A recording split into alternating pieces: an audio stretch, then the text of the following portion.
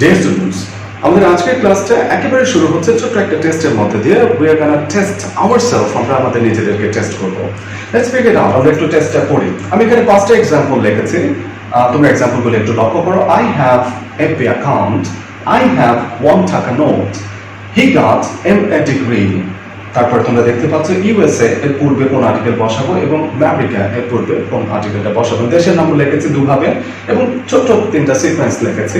তোমাদেরকে একটু বের করতে হবে যে এক্ষেত্রে কোন উত্তরটা সঠিক। Let's figure it out. আমরা we can take a pause, আমরা একটু বের করি এর কোন উত্তরটা সঠিক। আশা করি তোমরা দেখা মাত্র একটা ধারণা তৈরি করে নিয়েছো যে কোন উত্তরটা সঠিক। আমরা উত্তরটা একটু বের করার চেষ্টা করি। একটু লক্ষ্য করি এফবি এক্ষেত্রে আর্টিকেল অ্যান হবে। I have an FB account. আমরা কিন্তু এফবি নিয়ে কথা কমনলি বলি। আমি সেরকম একটা সেন্টেন্স লিখেছি, I have an FB account. 2 নম্বর, আই হ্যাভ এ 1 টাকা নোট, আই হ্যাভ এ 1 টাকা নোট। 3 নম্বর ব্যাপার, he got an MA degree. 4 নম্বর ব্যাপার, ইউএস এর ক্ষেত্রে ইউনাইটেড স্টেটস অফ আমেরিকা প্রকাশ করছে, আমরা সেক্ষেত্রে আর্টিকেল দা বসবে। জাতিগত অর্থে, সমষ্টিগত অর্থে সেক্ষেত্রে দা বসবে। আবার সেই একই আমরা দেশের নামটা একটু এভাবে লক্ষ্য করছি, আমেরিকা আমি লিখলাম বা চায়না লিখলাম বা ইন্ডিয়া লিখলাম, তার পূর্বে কিন্তু দেশের নামের পূর্বে কিন্তু আর্টিকেল হবে না। সো এই যে ব্যাপারটা খুব কনফিউজিং, ইজন্ট ইট? খুবই কনফিউজিং একটা ব্যাপার। এটা কেন হচ্ছে, কেন হয়? If you do really want to figure it out, যদি সত্যি বুঝতে চাও, তাহলে এই ক্লাসটা পুরোটা, কোনো টানাটানি করা যাবে না, কোনো স্কিপ করা যাবে না, পুরো ক্লাস মনোযোগ দিয়ে তোমাদের দেখতে হবে। আশা করি তোমরা দেখবে। So let's start the procedure. আমরা ক্লাসটা শুরু করি।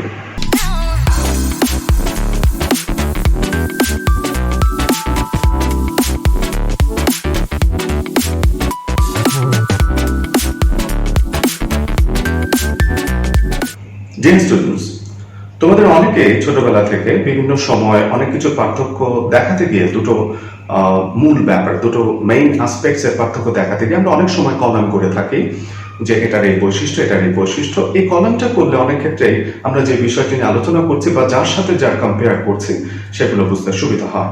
এমনই একটা টেবল আমি এখানে তৈরি করেছি আর্টিকেল এ এবং অ্যান এবং দাকে নিয়ে। আশা করি এই টেবিলটা তোমাদের আর্টিকেল সম্পর্কে টোটাল সাম্যক ধারণাটা একসাথে দিয়ে দেবে।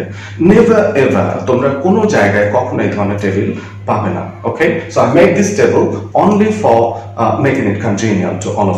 আমরা এই টেবিলে 3টা আর্টিকেলের কিছু বৈশিষ্ট্য এবং বৈশিষ্ট্যগত পার্থক্য একটু দেখার চেষ্টা করব এবং এটা আমলে নেব। তারপর সিরিয়ালি এই টেবিল অনুযায়ী আমি পরবর্তীতে একটু আলোচনাটা ক্যারি অন করব। একটু ভালো করে লক্ষ্য করি, আর্টিকেল এ এবং অ্যান যেখানে জেনারেল সাধারণ বিষয়বস্তু, সাধারণ কোনো টপিক, সাধারণ কোনো অ্যাসপেক্টস নিয়ে আলোচনা করে, সেখানে আর্টিকেল দা অথবা দি সাধারণত পার্টিকুলার বা সুনির্দিষ্ট কোনো বিষয় নিয়ে আলোচনা করে।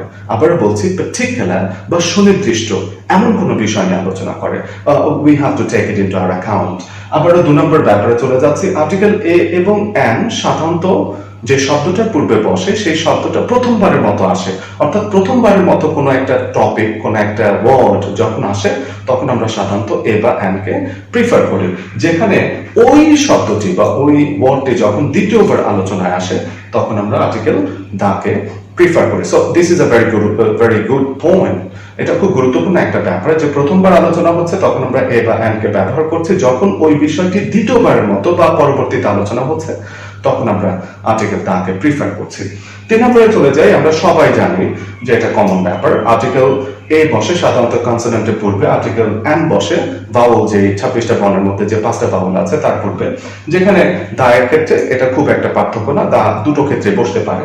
4 নম্বর ব্যাপার হচ্ছে আমরা অনেকে এই ভুলটি করি। This is one of the biggest mistake that we normally do make. আমাদের সবচেয়ে বড় ভুল হচ্ছে আমরা আর্টিকেল কে ইউজ করি কনসোনেন্ট বা ভাওয়েল এভাবে ব্যাপারটা চিন্তা করি, কিন্তু আসলে চিন্তা করা উচিত আর্টিকেল বসে কনসোনেন্ট বা ভাওয়েল সাউন্ডের পূর্বে। আমরা এটা দেখবো না কোন শব্দটি আছে, তার পূর্বে প্রথম বর্ণমালা দেখেই যে আর্টিকেল বসিয়ে দেবো, এটা ঠিক নয়।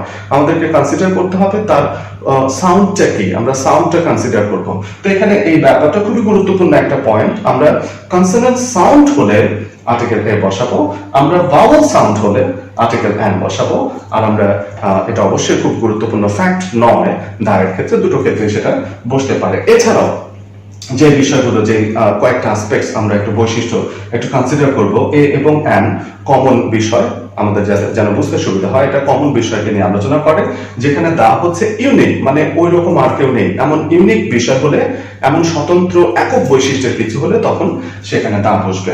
সাধারণত এ এবং অ্যান যে শব্দটার পূর্বে বসে সেটা বেশিরভাগ ক্ষেত্রে most often the not singular হয়, সিঙ্গুলার হলে আমরা সেটা বসে। সুতরাং সিঙ্গুলার হওয়াটা কিন্তু এটার একটা বৈশিষ্ট্য, যেখানে সাধারণত প্লুরাল কোনো কিছুর পূর্বে আমরা আর্টিকেল বসাতে গেলে যদি দেখি সেটা প্লুরাল, আমরা অবশ্যই তার পূর্বে দাকে প্রিফার করবো। এবং সর্বশেষ যে বৈশিষ্ট্যটা আমি লিখেছি সেটা আরেকটা বৈশিষ্ট্য, এটা অবশ্যই এর ক্ষেত্রে লেখা যায়, সেটা হচ্ছে এ এবং অ্যান সাধারণত কোন ধরনের ওয়ার্ডের পূর্বে বসে, যদি সেটা কাউন্টেবল নাউন হয়, মানে গণনা করা যায়, a chair, a pen, a fan, a book, এরকম ক্ষেত্রে আমরা সাধারণত আর্টিকেল এ বা অ্যান বসাবো। কিন্তু এটা যদি তোমার আনকাউন্টেবল কোনো নাউন হয়, যেটাকে কাউন্ট করা যায় না, যেমন ওয়াটার, ওয়াটারের ক্ষেত্রে কিন্তু আমরা আর্টিকেল এ বা অ্যান বসাতে পারি না, তখন আমরা বলবো দ্য ওয়াটার।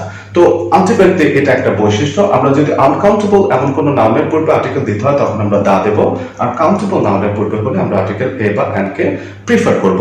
আশা করি তোমরা আমার এই টেবিলটি বুঝতে পারছো। আমরা আমাদের পরবর্তী আলোচনা এই টেবিলকে বেস করে, টেবিলের পরিপ্রেক্ষিতে পরবর্তী আলোচনাটা ক্যারি অন করব।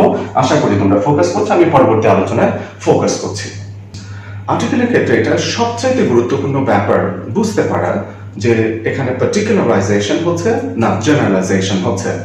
অর্থাৎ আমরা আর্টিকেলের সাধারণত সবচাইতে কমন যে ব্যাপারটা করি সেটা হচ্ছে আমরা জেনারেলাইজেশন করি, কোনো কিছুকে সাধারণ অর্থে প্রকাশ করি, অথবা পার্টিকুলারাইজেশন করি, অথবা সেই বিষয়টাকে নির্দিষ্ট আকারে বলি। এই দুটো বিষয় হচ্ছে আর্টিকেলের সর্বপ্রথম সর্বাগ্রে সবচাইতে দ্য ফার্স্ট অ্যান্ড ফরমোস্ট সবচাইতে গুরুত্বপূর্ণ ব্যাপার। আমরা এই ব্যাপারটা একটু এক্সাম্পলের মাধ্যমে বোঝার চেষ্টা করি যে কিভাবে কোনো কিছুকে জেনারেলাইজেশন করা হয়, জেনারেল হয় অথবা পার্টিকুলার হয়। তোমরা এখানে দেখতে পাচ্ছ আমি একটা এক্সাম্পল লিখেছি, ইয়েস্টারডে, গতকাল, আই স অ্যান অ্যাক্সিডেন্ট, গতকাল unfortunately I saw an accident, আমি একটি অ্যাক্সিডেন্ট দেখেছি। এই যে অ্যাক্সিডেন্টটা, এটা প্রথমবারের মতো আলোচনা হচ্ছে, একটা জেনারেল অ্যাক্সিডেন্ট বলছি। এই অ্যাক্সিডেন্টটা যে কোনো অ্যাক্সিডেন্ট হতে পারে, it might have been a car accident, it might have been a bus accident, it might have been a small incident, ছোট্ট একটা অ্যাক্সিডেন্ট অর্থ হতে পারে, এটা জেনারেল, তাই আমি অ্যান ব্যবহার করছি। কিন্তু আমি দ্বিতীয়বার যখন সেই অ্যাক্সিডেন্টটাকে নিয়ে কোনো কিছু বলতে যাচ্ছি, অর্থাৎ দ্য অ্যাক্সিডেন্ট টুক প্লেস, অ্যাক্সিডেন্টটি সংঘটিত হয়েছে কোথায়, in front of my eyes, আমার একেবারে চোখের সামনে, আমি চাক্ষুষ দেখেছি, দ্য অ্যাক্সিডেন্ট টুক প্লেস, অ্যাক্সিডেন্টটা হয়েছে in front of my eyes, আমার একেবারে চাক্ষুষ, আমার চোখের সামনে অ্যাক্সিডেন্টটা হয়েছে। আমি প্রথমবার যখন অ্যাক্সিডেন্ট কথাটা বলছি সেটা সর্বপ্রথমবার জেনারেল, প্রথমবারের মতো প্রেজেন্ট করছি, অথবা জেনারেল অর্থে বলছি, যে কোনো অ্যাক্সিডেন্ট, নির্দিষ্ট কোনো অ্যাক্সিডেন্ট বলিনি। দ্বিতীয়বার যখন আমি অ্যাক্সিডেন্টটা নিয়ে আলোচনা করছি, যে অ্যাক্সিডেন্টটা কোন অ্যাক্সিডেন্টটা, যেটা আমার চোখের সামনে, আমার চোখের সামনে ঘটেছে, the accident took place in front of my eyes, আমার চোখের সামনে চাক্ষুষ অ্যাক্সিডেন্টটা ঘটেছে। আমরা এখানে লক্ষ্য করবো যে কোনো আলোচনায় কোনটা নির্দিষ্ট বা অনির্দিষ্ট, এই ব্যাপারটা আমি আরেকবার লিখেছি, নির্দিষ্ট বা অনির্দিষ্ট এই ব্যাপারটা একটু আমাদের শার্পলি লক্ষ্য করতে হবে, এবং আগে থেকে যদি কোনো কিছু উল্লেখ করা হয় তাহলে সেটা অবশ্যই পরে গিয়ে নির্দিষ্ট হয়ে যায়। and that is all about particularization and generalization. আশা করি তোমরা বুঝতে পেরেছো। আমরা 2 নম্বর যে বিষয়টি আমলে নেব, আমি তোমাদের যে টেবিলটা দেখিয়েছিলাম সেটা হচ্ছে কিভাবে ফার্স্ট টাইম উপস্থাপন করা হয়, এবং সেকেন্ড টাইমের যে ব্যাপারটা আছে সেটা আমরা একটু 2 নম্বর কনসিডারেশনে নেব। তোমরা একটু লক্ষ্য করো, আমি এখানে লিখলাম I saw a book on a table, আমি একটা বই দেখেছি on a table।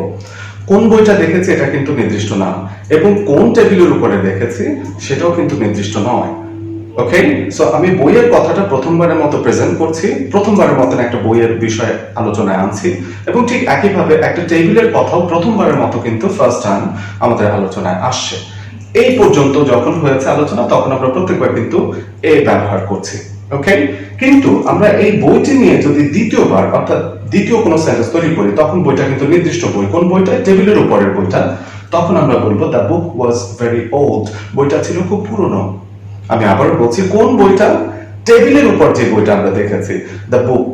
দ্বিতীয়বার যখন আলোচনা করবো তখন আমরা বলবো the book was very old, কোন বইটা, the book I saw on the table, টেবিলের উপর যে বইটা দেখেছি। অথবা আমরা যদি টেবিল কথাটা দ্বিতীয়বারের মতো প্রেজেন্ট করতে চাই তখন আমরা কি বলবো, the table was very dusty, টেবিলটা ছিল খুব ধুলাময়, টেবিলটার উপর অনেক ধুলা ছিল। এখন কোন টেবিলটা নিয়ে আমরা আলোচনা করছি? সেই টেবিলটা যে টেবিলটার উপর আমি একটা বই দেখেছি। তার মানে এই টেবিল কথাটা প্রথমবারের মতো যখন আলোচনায় আসছে তখন আমরা কি ব্যবহার করছি? আ টেবিল। দ্বিতীয়বার টেবিল কথাটা প্রথমবারের মতন আলোচনা যখন আসছে প্রথমবার, তখন আমি কি বললাম? On a table.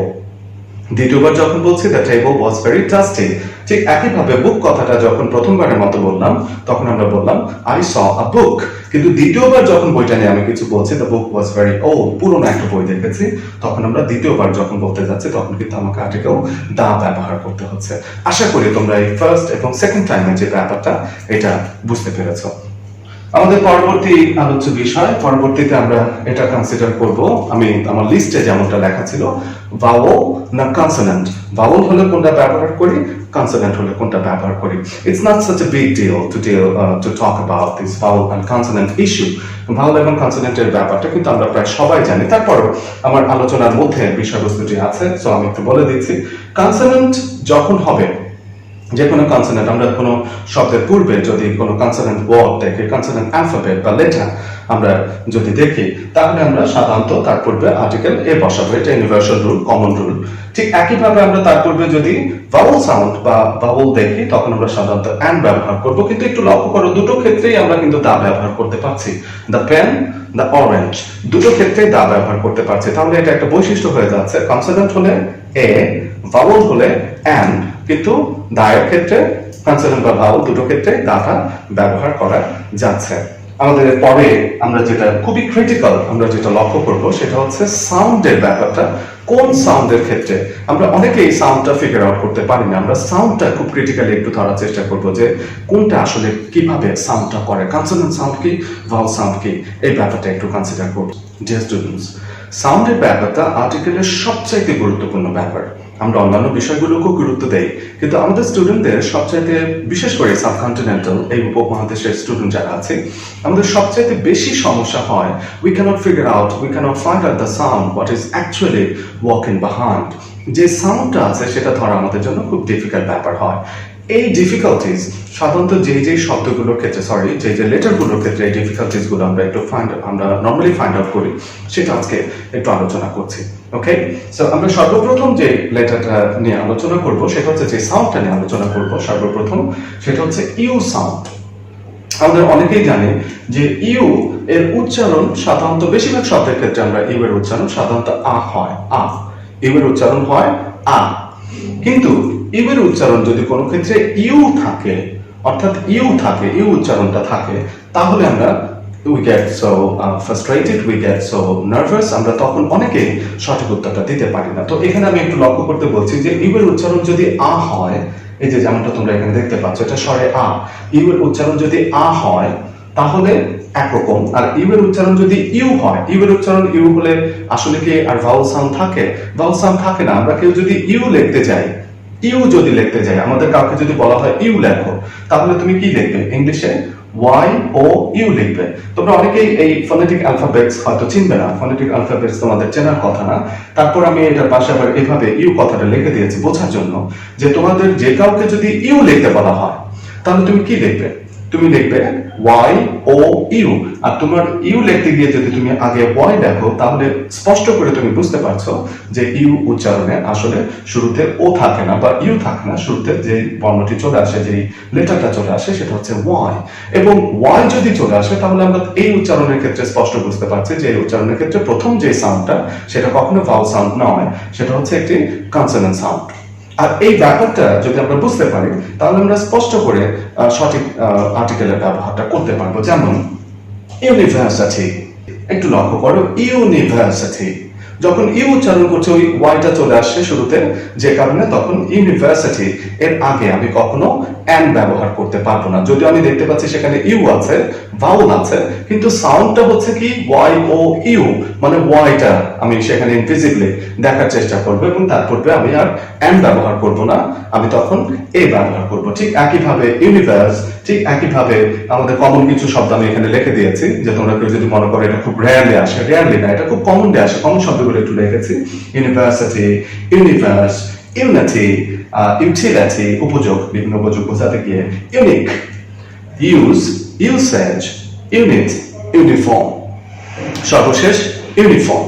তো এগুলো কিন্তু আমরা খুব কমন শব্দ, আমাদের এভরি নাও এন্ড দেন বলতে গেলে এই শব্দগুলো কিন্তু ব্যবহার করতে হয়।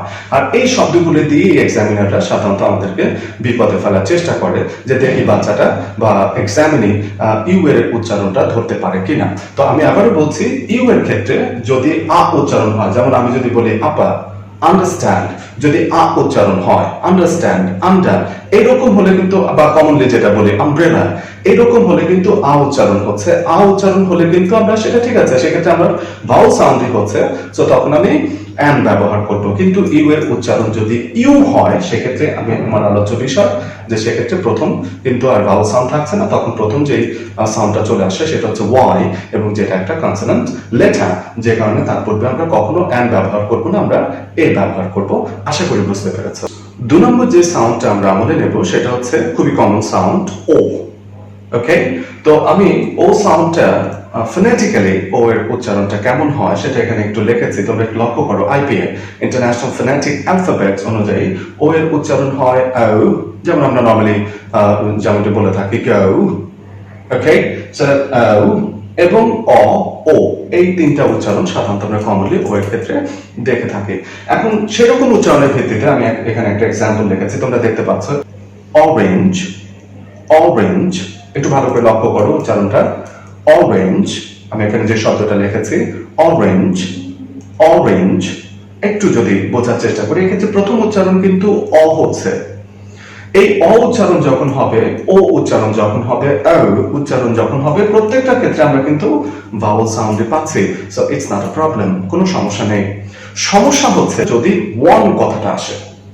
তোমরা যেমনটি দেখতে পাচ্ছ আমি এখানে লিখেছি, ওয়ান কথাটা আসলে তার উচ্চারণ কি হয়। তোমরা যদি এখানে একটু দেখো বা আইপিএটা কিছুটা বোঝার চেষ্টা করো, তাহলে তোমরা দেখবে তার পূর্বে কিন্তু ডাব্লিউ আছে। What is that? W. So W কোত্থেকে আসলো? ডাব্লিউ ওয়ান উচ্চারণ করতে গেলে ডাব্লিউ কোত্থেকে আসে? আমরা যদি ওয়ান লিখতে যাই তাহলে আমাদের উচ্চারণের শুরুতে ডাব্লিউ চলে আসে। কিভাবে বুঝবো? How to figure it out? তোমাদের যে কাউকে যদি কখনো আমি এমনটা বলি যে, বা তোমাদের যে কাউকে যদি বলা হয় যে তুমি ওয়ান্ট লেখো, you write want, if you are asked to write want, তাহলে তুমি কি লিখবে? WANT, এই want কিন্তু লিখবে, want। তাহলে want এর আগে যদি W থাকে তাহলে one এর আগে কি আছে? W আছে। কারণ দুটো উচ্চারণ same, one, want, one, want, তার মানে দুটোর আগে কে চলে আসে? W চলে আসে। এটাই হচ্ছে ক্রিটিক্যাল ব্যাপার ও উচ্চারণের ক্ষেত্রে। আমরা যখন ওয়ান শব্দটি দেখব তখন বুঝবো যে এটা যদিও ভাওয়েল দেখা যাচ্ছে কিন্তু শুরুতে ভাওয়েল নেই, শুরুতে কে আছে? ডাব্লিউ আছে, এবং যেটা একটা কনসোনেন্ট, এবং কনসোনেন্ট হওয়ার কারণে আমরা তার পূর্বে এ ব্যবহার করব। ওকে, তো আমি এখানে দুটো এক্সাম্পল লক্ষ্য করি। আমি এখানে প্রথম এক্সাম্পল লিখেছি, he is a one eyed man, এবং 2 নম্বর এক্সাম্পল হচ্ছে it was a one sided game. So he is a one eyed man, লোকটা একচোখা। It was a one-sided game. আমি যে খেলাটা দেখেছি, the game that I witnessed, আমি যে খেলাটা দেখেছি, it was one-sided. এক পক্ষ আরেক পক্ষকে খুব ইজিলি হারিয়ে দিয়েছে। The second team couldn't stand a chance. Second team বিন্দুমাত্র চান্স দিতে পারেনি, বিন্দুমাত্র চ্যালেঞ্জ করতে পারেনি টু দ্য অপোজিট টিম। তো আমরা এই যে দুটো এক্সাম্পল দেখলাম, আমাদের এই জায়গাটা হচ্ছে বোধগম্য ব্যাপার যে ওয়ান থাকলে আমরা নর্মালি সাধারণত যেটা করি সেটা হচ্ছে তার পূর্বে অ্যান্ড বসিয়ে দিয়ে স্কিপ করে চলে যায়, but don't you do that. আমাদের এটা করা যাবে না। আমাদের তার পূর্বে ওয়ান থাকলে ডাব্লিউ সাউন্ড হয়, কনসোনেন্ট সাউন্ড হয়, যেমনটা আমি এখানে বলেছি। সুতরাং তার পূর্বে আর্টিকেল এ বসবে। আশা করি তোমরা বুঝতে পেরেছো। আমরা এরপরে যে সাউন্ডটি কনসিডারেশনে নেব সেটা হচ্ছে বেশ কয়েকটা শব্দ। আমি এই জেনারেশনে বেশ কয়েকটা শব্দ একসাথে বলবো। সবার আগে হচ্ছে এম সাউন্ড। ওকে, আমরা এম সাউন্ডকে অনেকে এম কে আমরা কনসোনেন্ট হিসেবে চিনি। Normally we do know it as a consonant. আমরা এটাকে কনসোনেন্ট হিসেবে চিনি। এখন কনসোনেন্ট হিসেবে আমরা একটু লক্ষ্য করো, কনসোনেন্ট হিসেবে এম এর উচ্চারণ যদি ম হয় তাহলে কোনো সমস্যা নেই, ইট ইজ এ কনসোনেন্ট। কিন্তু এম এর উচ্চারণ যদি এমই হয়, তোমরা একটু ভালো করে লক্ষ্য করো, তোমরা যেহেতু এটা তোমাদের পড়া উচিত, তোমরা কোনো জায়গায় তোমরা যদি গুগলেও গিয়ে এম লেখে সার্চ দাও, এম লেখে যদি সার্চ দাও তাহলে দেখবে এম এটা একটা বর্ণমালা হিসেবে প্রেজেন্ট করবে, এবং তার পূর্বে তারপরে দেখবে স্ল্যাশ দিয়ে উচ্চারণটা লেখা থাকবে ই এম। ওকে, সো আমরা একটু ভালো করে লক্ষ্য করি, এম এর উচ্চারণ যদি এম হয়, ই এম। আমি এটা বাংলায় লিখেছি তোমাদের বোঝার সুবিধার জন্য। বাংলায় কেন লিখলাম? যাতে তোমরা বুঝতে পারো। আমি যদি তোমাকে বলি যে এম লেখো, এম, তাহলে তুমি সবার আগে কি লিখবে? এ, তারপরে এম লিখবে না? তো বাচ্চারা একটু ভালো করে লক্ষ্য করো, এখানে আমি যদি ম উচ্চারণ হয় তাহলে ম সামনে আসলো, সেটা কনসোনেন্ট ঠিক আছে, কিন্তু এম উচ্চারণ যদি হয় তাহলে তার পূর্বে কি ম এসেছে না এ এসেছে? অবশ্যই এসছে। আর তার মানে হচ্ছে তখন সেটার পূর্বে কেস কোন সাউন্ডটা আগে আসলো, ভাওয়েল সাউন্ড আগে চলে আসলো। আর যখনই ভাওয়েল সাউন্ড আগে চলে আসলো তখন অবশ্যই আমি তার পূর্বে এ ব্যবহার করতে পারবো না, আমাকে এন ব্যবহার করতে হবে। আশা করি তোমরা বুঝতে পারছো। আমরা এরকম ক্রিটিক্যাল দুই একটা এক্সাম্পল, এগুলো যে সকল ক্ষেত্রে হয় তা না, এরকম ক্রিটিক্যাল কিছু এক্সাম্পল আছে, সেই এক্সাম্পলগুলো সাধারণত এক্সামিনাররা পরীক্ষা হলে ফরওয়ার্ড করতে পছন্দ করে, only to figure out the quality the student possess। একটু ভালো করে লক্ষ্য করি, he is an MBBS doctor, he is an MBBS doctor। আমি এম এর উচ্চারণ কিন্তু এখন এমই হচ্ছে, তখন গিয়ে তার পূর্বে an ইউজ করছি। আবার ভালো করে লক্ষ্য করি, he obtained an MA from a famous university, he obtained সে অর্জন করেছে an MA ডিগ্রি অর্জন করেছে from a famous university, একটা বিখ্যাত বিশ্ববিদ্যালয় থেকে সে MA ডিগ্রি অর্জন করেছে। যখন এম উচ্চারণ করছি যেমনটা আমি বলেছি তখন তার পূর্বে কিন্তু এ চলে আসছে এবং যে কারণে তার পূর্বে an ব্যবহৃত হচ্ছে। এছাড়া অন্য সকল ক্ষেত্রে I saw a mango, আমি একটা আম দেখেছি, কোনো সমস্যা নেই, দ্যাট ইজ এম। রিয়েল ম উচ্চারণ হচ্ছে I saw a mango, ম উচ্চারণ হচ্ছে, এক্ষেত্রে কোনো সমস্যা নেই। কিন্তু যখন এম উচ্চারণ হবে তখনই গিয়ে ঝামেলাটা হবে এবং তখন তোমাদেরকে এই ছোট্ট ব্যাপারটা একটু আমলে নিতে হবে। ওকে, আশা করি তোমরা বুঝতে পারছো। আমাদের পরবর্তী সাউন্ড যেটা আমরা সিমিলার সাউন্ড, একই রকমের কয়েকটা সাউন্ড একসাথে আলোচনা করলে তোমাদের বুঝতে সুবিধা হবে। পরবর্তী সাউন্ড হচ্ছে এফ সাউন্ড। এম এর মতো এফ সাউন্ডেও চালাকিটা একই রকম, আশা করি তোমরা খুব সহজে বুঝতে পারবে। আমরা নর্মালি এফ এর উচ্চারণ হয় ফ এর মতো, ফা ফা, এফ এর উচ্চারণ হয় ফ। এফ এর উচ্চারণ যদি ফা হয়, যেমন ফান, ফ্যাক্টরি, এরকম উচ্চারণ হয় তখন কিন্তু কোনো সমস্যা নেই, সেটা একটা কনসোনেন্ট সাউন্ড করছে এবং তার পূর্বে এ বসবে। কিন্তু এফ এর উচ্চারণ যদি ই এফ অর্থাৎ এফ হয়, এফ উচ্চারণটা হয়, যেমনটা তোমরা এখানে দেখতে পাচ্ছ, এফ ই এফ। ওকে, এবং আমাকে ই এফ এফ টা যদি লিখতে হয় আমাকে কিন্তু সবার আগে এই লিখতে হবে এবং তারপরে ফ লিখতে হবে, তার মানে শুরুতে চলে আসে একটি ভাওয়েল সাউন্ড।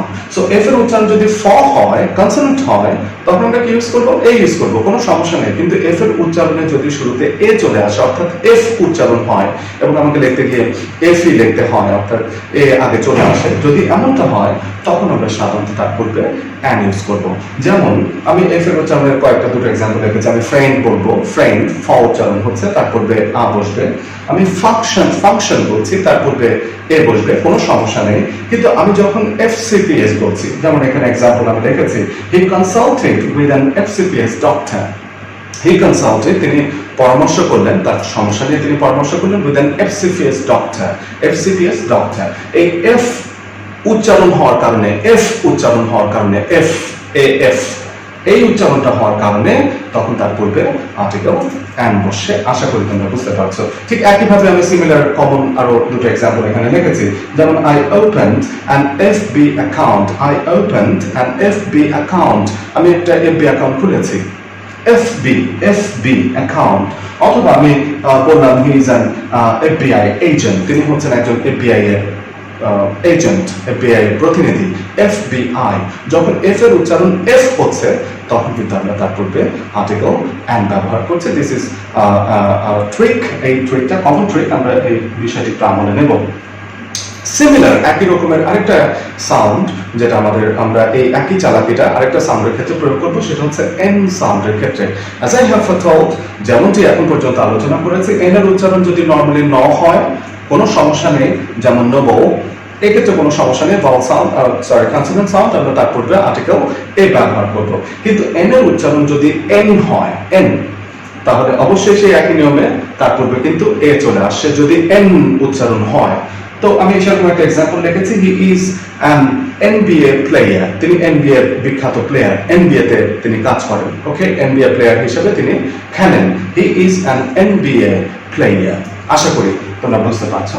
আমাদের পরবর্তী সাউন্ড ঠিক একই রকম, একই সিমিলার ক্যাটাগরি, এল সাউন্ড। এল এর উচ্চারণ যদি ল হয় নো প্রবলেম, এল এর উচ্চারণ যদি এল হয় তখন দ্যাট ইজ এ প্রবলেম। কেন? তার পূর্বে কিন্তু এ চলে আসছে। আমরা একটু লক্ষ্য করি, এল এর উচ্চারণ লাইট, কোনো সমস্যা নেই, ল উচ্চারণ হচ্ছে। কিন্তু এল এর উচ্চারণ আমি যদি এমন কোনো শব্দ যেটা আমরা কমন একটা ডিগ্রির ক্ষেত্রে সাধারণত এক্সামিনাররা এই ডিগ্রিটা বসিয়ে সাধারণত বিপদে ফেলে। আমি এখানে লক্ষ্য করি, আমি এখানে লিখলাম হি ইজ এলএলবি স্টুডেন্ট, সে এলএলবির একজন ছাত্র। এই একজন বোঝাতে গিয়ে আমি কিন্তু এ বসাতে পারছি না, যেহেতু এল উচ্চারণ করছে, যেহেতু আমি এটা বলছি এল, সুতরাং তার পূর্বে কিন্তু ল এর আগে ই চলে আসছে, সেটা একটা ভাওয়াল সাউন্ড, বা এ চলে আসছে, সেটা একটা ভাওয়াল সাউন্ড। সুতরাং তার পূর্বে আমাকে কিন্তু অ্যান ব্যবহার করতে হবে। আশা করি তোমরা বুঝতে পারছো। আমাদের পরবর্তী সাউন্ড খুবই ক্রিটিক্যাল সাউন্ড, আমাদের বেশ সমস্যা করে। সেই সাউন্ডটা হচ্ছে এইচ সাউন্ড। ওকে, যদি এইচ এর উচ্চারণ, এটা একটা হর্ষধ্বনি, ফ্রিকেটিভস হর্ষধ্বনি, এইচ এর উচ্চারণ যদি নরমালি হ যেটা আছে, এইচ এর উচ্চারণ যদি হ হয়, তাহলে কোনো সমস্যা, তার পূর্বে অবশ্যই এ ব্যবহার করব। যেমন আ হাউস, আ হাম্বল, ওকে, এক্ষেত্রে আমরা এ ব্যবহার করব, কোনো সমস্যা নেই। কিন্তু এইচ এর উচ্চারণ যদি স্কিপ করা হয়, এইচ এর উচ্চারণ যদি অনুচ্চারিত হয়, এলিপসিস হয়, এইচ এর উচ্চারণ যদি না হয়, এমন অনেক, যেমন আমরা ব্রিটিশ অনেক অ্যাকসেন্ট, আমরা যেহেতু ব্রিটিশ অ্যাকসেন্ট ফলো করি, ব্রিটিশ অ্যাকসেন্টে প্রচুর জায়গা আছে যে জায়গাগুলোতে এই কমন শব্দগুলো ছাড়া এমন আরো অনেক জায়গা আছে যে জায়গাগুলোতে এইচ এর উচ্চারণটা করাই হয় না, পরবর্তী সিলেবলের দিকে ফোকাস করা হয়। এরকম এইচ এর উচ্চারণ যেখানে হবে না, এইচ এর উচ্চারণ নরমালি হয় না, এইচটা হয় না। যেমন আমি এখানে যেটা বলছি অনার, এর উচ্চারণ কিন্তু এইচ নাই, অনার, অনার, এমন যখন হবে তখন আমরা স্পষ্ট বুঝতে পারছি যে এখানে আর এইচ থাকছে না, তখন ও সাউন্ড হচ্ছে, ভাওয়াল সাউন্ড হচ্ছে, তার পূর্বে অ্যান বসবে, আওয়ার, অ্যান বসবে, অনেস্ট, অ্যান বসবে। ঠিক একইভাবে এয়ার, এই এয়ার এর আরেকটি কমন শব্দ এয়ার, এর মানে উত্তরাধিকার। ওকে, এই এয়ার, এরকম উচ্চারণ যদি এইচ উচ্চারিতই না হয়, এইচ এর উচ্চারণ না হয়, আমি যেটা শুরু থেকে বলে আসছি, কোন শব্দটা কোন বর্ণটা এসছে সেটা ব্যাপার নয়, এর সাউন্ডটা কি হচ্ছে সেটা হচ্ছে গুরুত্বপূর্ণ ব্যাপার। এইচ আছে, এইচ কোনো ব্যাপার নয়, সাউন্ডটা কি করছে, আমি এইচ কি সাউন্ড করছি, এইচ এর উপরে কি প্রেস করছি, নাকি অন্য কোনো কিছু থেকে সাউন্ড করছে, আমরা এইচ কে সাউন্ড করছি না এখানে। তো সুতরাং তার পূর্বে আমাদের কনসোনেন্ট হিসেবে এটাকে কনসিডার করবো না, আমরা তার পূর্বে ভাওয়াল সাউন্ড হওয়ার কারণে তার পূর্বে অ্যান ব্যবহার করবো। যেমন an hour, an honest man, is an air, এভাবে আমরা সাধারণত উচ্চারণটা করার চেষ্টা করব। এই সাউন্ডের পরে আরেকটা ক্রিটিক্যাল সাউন্ড, এই সাউন্ডগুলো তোমাদের সিরিয়ালি একটু আমলে নিতে হবে। আরেকটা ক্রিটিক্যাল সাউন্ড হচ্ছে ই সাউন্ড, ই এর উচ্চারণ। ই এর উচ্চারণ নরমালি বেশিরভাগ ক্ষেত্রে আই এর মতো হয়, ই, যেমনটা তোমরা দেখতে পাচ্ছ, ই, এবং কোনো কোনো ক্ষেত্রে এ, এরকম উচ্চারণ হয়।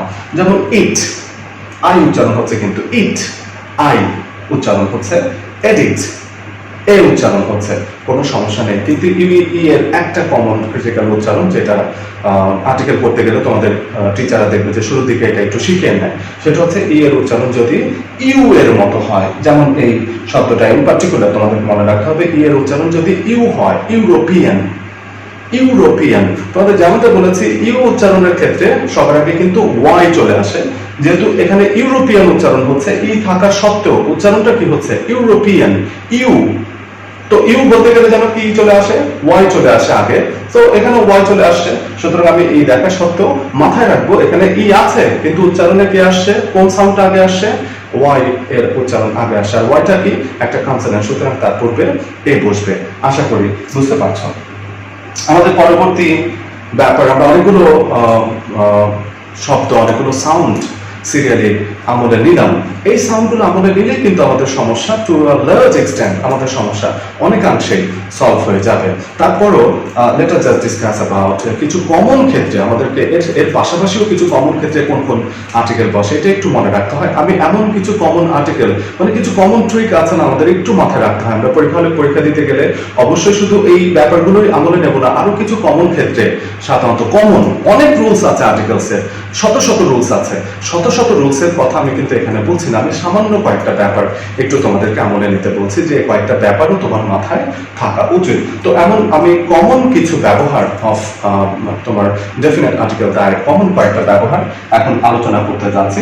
সর্বপ্রথম আমাদের কিছু কিছু প্রপার নাউনের ক্ষেত্রে, কিছু কিছু প্রপার নাউনের ক্ষেত্রে আমরা সাধারণত আর্টিকেল দা ব্যবহার করি। যেমন দ্য পদ্মা, দ্য নাইল, রিভারের ক্ষেত্রে ওশান, দ্য আটলান্টিক, যে কোনো সময় আলোচনা আসতেই পারে, the Atlantic, the Pacific ocean, ocean যখন আসে, ওকে, দ্য মেডিটেরিয়ান, যখন এরকম আলোচনা আসবে তখন আমরা দা ব্যবহার করব। কিন্তু এটা হচ্ছে কিছু কিছু প্রপার নাউনের ক্ষেত্রে গ্রুপ বা দলগত অর্থে যদি কখনো প্রকাশ করে, যদি একটা কম্বাইন, একটা সমষ্টিগত, দলগত, এগুলো কিন্তু তোমরা আর্টিকেল আলোচনায় কমনলি দেখবে। আমি কমনগুলো থেকে অল্প কয়েকটা সিলেক্ট করেছি তোমাদের বোঝার জন্য। দলগত অর্থে যদি কখনো প্রকাশ করে, সমষ্টিগত অর্থে যদি কখনো প্রকাশ করে, তোমরা একেবারে শুরুতে এক্সাম্পলে তোমাদের মনে আছে আমি বলেছিলাম দ্য ইউনাইটেড স্টেটস যদি হয় ইউনাইটেড, তখন কিন্তু দলগত হয়ে গেল, একটা দেশ হওয়া সত্ত্বেও দলগত হলে তখন কিন্তু আর্টিকেল দা বসবে। আমরা এখন দলগত কিছু ব্যাপার লক্ষ্য করি। সর্বপ্রথম হচ্ছে আমি বললাম he is a poor man, তিনি একজন গরিব মানুষ, তখন কিন্তু পুয়ারের আগে আমি কি ব্যবহার করছি? এ ব্যবহার করছি। বুঝতে পারছো? এ একজন গরিব। কিন্তু আমি যখন সকল গরিবকে একসাথে করব, সকল ধনীকে একসাথে করব, যেমন আমি এখানে লিখলাম the rich are not always happy, এটা কিন্তু খুব কমন একটা শব্দ। The rich are not always happy, ধনী টাকা থাকলে যে সবসময় তারা সুখী হবে তা নয়, ধনীরা সবসময় সুখী নয়। The rich are not always happy. So এই যে দ্য রিচ ব্যবহার করলাম, এই রিচ মানে কিন্তু একজন রিচ নয়, একজন ধনী নয়, সকল ধনীরা সমষ্টিগত অর্থে, তখন তার পূর্বে কিন্তু আর্টিকেল দা বসছে। তো একটু কম্পারেটিভলি লক্ষ্য করে আমি যখন একজন গরিব বলছি আ পুয়ার সিঙ্গুলার প্লাস আলাদা, তখন আ পুয়ার। আমি যদি সকল গরিব বলি দা পুয়ার, আমি যদি একজন ধনী বলি he is a rich man, a rich, আমি যদি সকল ধনী বলি দ্য রিচ, ব্যাপারটা বোঝার চেষ্টা করি। ঠিক একইভাবে দেশের নামের ক্ষেত্রে আমরা সাধারণত আর্টিকেল ব্যবহার করি না। দেশের নাম যেমন চায়না বলবো, আমার আর্টিকেল ইউজ করার দরকার নেই। আমি ইন্ডিয়া বলবো, আমার আর্টিকেল ইউজ করার দরকার নেই। কিন্তু সেই দেশটি যদি তোমার সমষ্টিগত একটা দেশ হয়, মানে কয়েকটা দেশ মিলে হয়, যেমন দ্য ইউনাইটেড কিংডম, যুক্তরাজ্য, the United States of America, তখন কিন্তু আর্টিকেল দা বসবে। আমরা সাধারণত পর্বতের নামের পূর্বে, যেমন শ্রেষ্ঠতম পর্বতের আলোচনা বললে যে পর্বতটা চলে আসে সেটা হচ্ছে এভারেস্ট। এভারেস্টের আলোচনায় কিন্তু আর্টিকেল দা বসে না। আমরা সরাসরি বলি Everest is the highest mountain peak in the world, এভাবে কথাটা বলি। কিন্তু আমি যদি হিমালয়াস বলি, হিমালয় কিন্তু প্রদেশটা অনেকগুলো পর্বত নিয়ে তারপরে হিমালয় পর্বতমালা, তখন কিন্তু দা হিমালয়াস হচ্ছে। আমরা একটু লক্ষ্য করি, ওয়েস্ট ইন্ডিজ একটা দেশ, দেশের নামের পূর্বে আমরা আর্টিকেল দেই না, কিন্তু ওয়েস্ট ইন্ডিজের পূর্বে আমাদেরকে আর্টিকেল দিতে হবে। কেন দিতে হবে? কারণ ওয়েস্ট ইন্ডিজ কিন্তু কয়েকটা অঞ্চলকে, কয়েকটা দ্বীপ রাজ্যকে মিলে তারপর ওয়েস্ট ইন্ডিজের তৈরি হয়েছে। তো অনেকজন মিলে যেহেতু তৈরি হয়েছে একটা দেশ, তখন কিন্তু তারপর আর্টিকেল দি ব্যবহার করতে হচ্ছে। এছাড়াও এরকম কোন দেশের সাথে বহু বচন অর্থে দেশের সাথে যদি এস যুক্ত থাকে, যেমন নেদারল্যান্ডস, সমষ্টিগত অর্থ প্রকাশ করলে তখন আমরা তার পূর্বে আর্টিকেল দা ব্যবহার করব। পয়েন্ট বি নোটেড, একটু আমলে নেওয়ার মতন ব্যাপার। আমাদের মনে আছে আমরা শুরুতে একটা টেবিল দেখিয়েছিলাম যেখানে বলেছিলাম কমন বিষয় হলে এ বা অ্যান, আর ইউনিক এমন কোন বৈশিষ্ট্য যে বৈশিষ্ট্যের অধিকারী সেই একজন, আর কেউ নাই, এমনটা যদি প্রকাশ করে তখন আমরা সাধারণত আর্টিকেল দিয়ে ব্যবহার করি। একটু লক্ষ্য করি, দ্য সান, দ্য মুন, ওকে, সূর্য, চন্দ্র, এমন এই বৈশিষ্ট্য কিন্তু আর কেউ নেই। ওকে, এমনটা যদি আমরা বলি তখন কিন্তু আর্টিকেল দা বসবে। তুমি বলতে পারো হি ইজ আ প্রেসিডেন্ট, সে একজন প্রেসিডেন্ট। কোন দেশের প্রেসিডেন্ট? এখন প্রেসিডেন্ট অনেক আছে, কোনজন নির্দিষ্ট না। কিন্তু তুমি যদি বলো একক, মানে এমন প্রেসিডেন্ট একজনই আছে, the president of United States of America, নির্দিষ্ট করে যদি বলি এমন ইউনাইটেড স্টেটস অফ আমেরিকার প্রেসিডেন্ট একজনই হয়, একসাথে 10 জন হয় না, একজনই। ওই সময় তোমার আলোচনা যখন করছো তখন ওই নামে একজনই আছে, তখন তার পূর্বে আর্টিকেল দা বসবে। আমরা এরপরে লক্ষ্য করি, এটা খুবই চালাকিগত কয়েকটা ব্যাপার, ছোট ছোট কয়েকটা ব্যাপার একটু আমরা আমলে নেব। এটা খুব কমন একটা টেকনিক যে আমরা প্রেপোজিশন আগে পরে সাধারণত নাউন বসে, এবং সেই নাউনের পূর্বে আমরা সাধারণত আর্টিকেল দিয়ে বসাবো। এটা বাধ্যতামূলক নয় যে 100 কেসেস আউট অফ 100 তোমাকে 100-এর মধ্যে আউট অফ 100 100টার জায়গায় 100টার জায়গায় এমনটা হবে, সেটা নয়। কিন্তু মোস্ট অফেন দ্যান নট, অধিকাংশ ক্ষেত্রে আমরা যখন এইরকম সেটআপ দেখি, পরীক্ষার হলে এই ধরনের সেটআপ দেখবো, দ্য ড্যাশ অফ, অফের আগে পরে নাও, তার পূর্বে যদি আমাদের আর্টিকেল বসাতে হয় তাহলে মোস্ট অফ দ্য নট প্রায় সকল ক্ষেত্রে আমরা আর্টিকেল দা ব্যবহার করব। এটা একটু চালাকি, ট্রিকি ব্যাপার, চালাকি, আমরা এটা করার চেষ্টা করব। আমরা জানি সুপারলেটিভ ডিগ্রি অফ কম্পারিজনে যখন সুপারলেটিভ ডিগ্রিতে আমি যখন বেস্ট বলে, ওয়ার্স্ট বলে, তারপরে গ্রেটেস্ট বলে, এরকম কোন সেন্স যখন আমরা কোথাও প্রকাশ করি, পরীক্ষা হলে এটা দেখা মাত্রই যখন দেখবে সুপারলেটিভ ডিগ্রিতে আছে, আমরা তার পূর্বে আর্টিকেল দিটা ব্যবহার করব। কমন চালাকি, কমন ট্রিকি ব্যাপারগুলো একটু মাথায় রাখতে হবে। ওয়ান অফ থাকলে, ওয়ান অফ, সেরাদের একজন, ডিগ্রি করতে গিয়ে আমরা এটা শিখেছি, সেরাদের একজন প্রকাশ করলে তখন ওয়ান অফ এর পরে সাধারণত দা কথাটা অটোমেটিক্যালি চলে আসে, one of the. Okay, so আমি বললাম she is one of the best, she is one of the best, one of the best. এই অর্থে প্রকাশ করলে আমরা সাধারণত ওয়ান অফ এর পরেও জানি, পরীক্ষা হলে তোমাদের মধ্যে এটা সেন্সটা কাজ করে যে ওয়ান অফ দেখছি, ওয়ান অফ এর পরে সাধারণত ওয়ান অফ দা, অনেকের মধ্যে একজন, অনেকদের মধ্যে একজন, ওয়ান অফ দা, এই অর্থে প্রকাশ করে। আমরা একটু চালাকি মনে রাখি, আমরা তার পূর্বে সাধারণত আর্টিকেল দা ব্যবহার করব। অ্যাডজেক্টিভ খুবই ক্রিটিক্যাল একটা ব্যাপার, আমাদের স্টুডেন্টরা এটা একেবারেই বোঝে না যে অ্যাডজেক্টিভ যদি পরীক্ষাটা থাকে যে অ্যাডজেক্টিভের পূর্বে আমরা আর্টিকেল বসাবো কিনা, বা অ্যাডজেক্টিভ দিয়ে নর্মালি অ্যাডজেক্টিভ দিয়ে যদি কোনো কিছুকে ডিফাইন করা হয়, কোনো নাউনকে ডিফাইন করা হয়, ওকে, যেমন আমি বললাম যে আমি একজন ক্লার্ককে দেখলাম, আমি একজন কেরানিকে দেখলাম, আই স আ ক্লার্ক, আমি একজন কেরানিকে দেখেছি, কোনজন? I haven't figured out, I haven't fixed it, আমি ফিক্সড করিনি। কিন্তু আমি যখন বললাম যে I saw head clerk, আমি ক্লার্কদের প্রধানকে দেখলাম, প্রধান কয়জন? একজন, সুনির্দিষ্ট হয়ে যাচ্ছে। তখন এই অ্যাডজেক্টিভ দিয়ে আমি কি করলাম? নির্দিষ্ট করলাম। আর্টিকেল দিয়েও সেই একই কাজ করছে, নির্দিষ্ট করছে। যখন নির্দিষ্ট হয়ে যাচ্ছে তখন আমরা তার পূর্বে সাধারণত আর্টিকেল দা ব্যবহার করছি। I repeat, অ্যাডজেক্টিভ দিয়ে যদি কোনো কিছুকে সুনির্দিষ্ট করা হয়, আর্টিকেলের কাজ যেটা, অ্যাডজেক্টিভ দিয়ে যদি কোনো কিছুকে সুনির্দিষ্ট করা হয়, কোনো নাউনকে সুনির্দিষ্ট করা হয়, আর্টিকেল তার পূর্বে আমরা সাধারণত আর্টিকেল বসাবো, কারণ সেটা তো সুনির্দিষ্ট নাউনই হয়ে যাচ্ছে। ওকে, এরপরে আমরা একটু লক্ষ্য করি কার্ডিনাল নাম্বার, অর্ডিনাল নাম্বারে আমরা নাম শুনে থাকবো। সরাসরি যদি কোনো সংখ্যা হয় 1 2 3 4 এটাকে কার্ডিনাল নাম্বার বলে। আর আমরা যদি ফার্স্ট, সেকেন্ড, থার্ড, ফোর্থ তম প্রকাশ করি, যে আমি লিখেছি তম প্রকাশ করলে প্রথমতম, দ্বিতীয়তম, 12তম, 40তম, 50তম, এইরকম তম অর্থে যদি পরীক্ষা হলে কখনো কিছু লিখতে হয়, যদি দেখি যে যেখানে আমাকে গ্যাপটা পূরণ করতে হচ্ছে তারপরে এরকম লেখা আছে 42nd, এইভাবে লেখা আছে, তাহলে অবশ্যই আমরা জানি যে অর্ডিনাল নাম্বারের পূর্বে সাধারণত আর্টিকেল দা বসবে।